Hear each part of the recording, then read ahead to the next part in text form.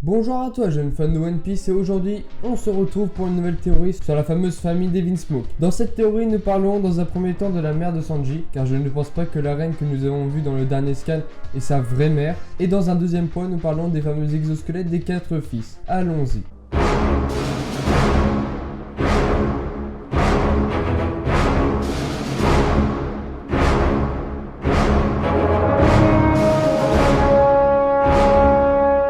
Je vois que la mère de Sanji avait l'habitude d'être une chef de cuisine. Il serait logique qu'elle possédait beaucoup de livres de cuisine, recettes que Sanji a beaucoup lues durant son enfance, et donc c'est pour cela qu'il a développé son intérêt et sa passion pour être un cuisinier lui-même. Je suis assez sûr que la violence était tout à fait normale quand la mère de Sanji était encore vivante. C'est donc pour cela que Sanji traite les femmes si gentiment. Personne n'a été montré tellement en colère et agressif envers les abus envers la femme autre que Sanji. Et je crois que la mère de Sanji était bien vivante dans le chapitre 840 encore. Je ne sais pas si les gens ont vraiment attrapé Sanji, mais Judge a déclaré Sanji comme mort quand il a découvert les résultats sur lui-même inutiles. Le ruban noir qui est mis sur une image de quelqu'un est un signe que cette personne est décédée. Donc, Judge a décidé de mettre un masque de fer sur la tête de Sanji, juste pour que les gens ne le reconnaissent pas, ou plutôt ne pas savoir qu'il est vivant. Il semble que Judge ne voulait pas le moindre signe de faiblesse ou de tout type d'effayance dans sa famille, en passant par la déclaration qu'il a faite à Sanji au sujet de la mort de sa mère. Ce n'est pas d'une manière directe, comme par exemple l'avoir poignardé, ou quelque chose d'autre. Je crois qu'il a fait la même chose comme il l'a fait à Sanji. En regardant le chemin, Oda a tiré l'œil sur la cellule dans laquelle Sanji est enfermé. Elle semble beaucoup trop grande pour une seule personne. Aussi beaucoup trop obscure dans l'arrière-plan, presque comme s'il se cachait quelqu'un dedans.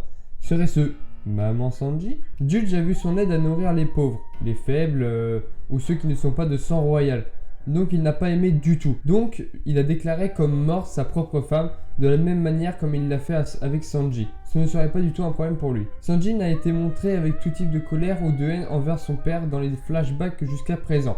Bizarre, non? Eh bien, c'est parce qu'il n'avait même pas encore été témoin de la mort de sa mère. Les émotions sont déclenchées par certains événements. Nous allons bientôt savoir pourquoi Sanji est son père, et ce que nous sommes sur le point d'assister ne sera pas joli à regarder. Maintenant, après avoir fini de parler de la mère de Sanji, nous allons un peu montrer comment la famille des Vinsmoke est puissante. D'abord, je suis d'accord avec les autres au sujet des pouvoirs des Vinsmoke, du fait qu'ils ont été préfigurés d'avance. Comme nous le savons à partir du chapitre 840, ils ont des exosquelettes tout comme les insectes et autres animaux. Nous savons qu'ils sont des êtres humains dont les gènes ont été salis pour les rendre plus forts. Comme nous le savons, les pouvoirs de Ryuju sont basés sur un papillon. Si vous ne le connaissez pas, beaucoup de papillons nocturnes, ils forment un groupe appelé Lépidoptères qui se compose de papillons monarques et le Garden Tiger Mouse. Ce sont des papillons s'appuyant sur la production du poison qui vient des toxines dans les espèces végétales qu'ils mangent. Ce qui expliquerait pourquoi il a réussi à sauver Luffy d'un poison empoisonné. De plus, si vous regardez les motifs sur les papillons, ils ressemblent beaucoup à la tenue de Ryuju quand elle est habillée. Passons maintenant à Ichiji. Nous n'avons vu aucun de ses pouvoirs pour l'instant, mais je pense qu'il est le centipède. Les centipèdes ont une spécialité neurotoxine qui leur permet de contrôler leurs nerfs de différentes manières. Certains peuvent même provoquer une paralysie.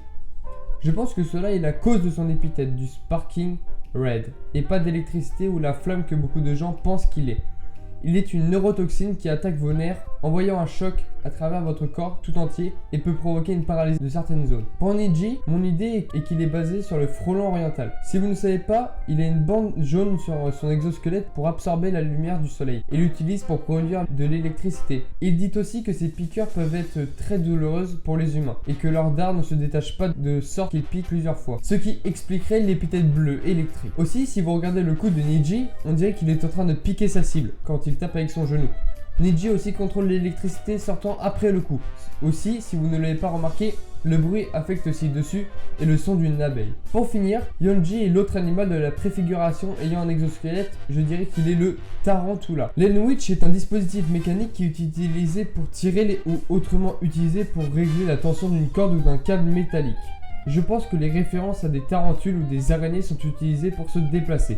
Tous ces insectes, si vous ne les connaissez pas, sont nocturnes, sauf pour le frelon oriental. Tous construisent leur nid sous terre dans l'obscurité, qui se connectent à la façon dont les Vinsmoke sont dans les enfers. Quoi qu'il en soit, Sanji à cet arc débloquera peut-être son exosquelette et sera le roi de ces 4 insectes et les réduira. Voilà, c'est tout pour cette petite théorie. Si elle t'a plu, n'hésite pas à lâcher un petit like et un petit commentaire.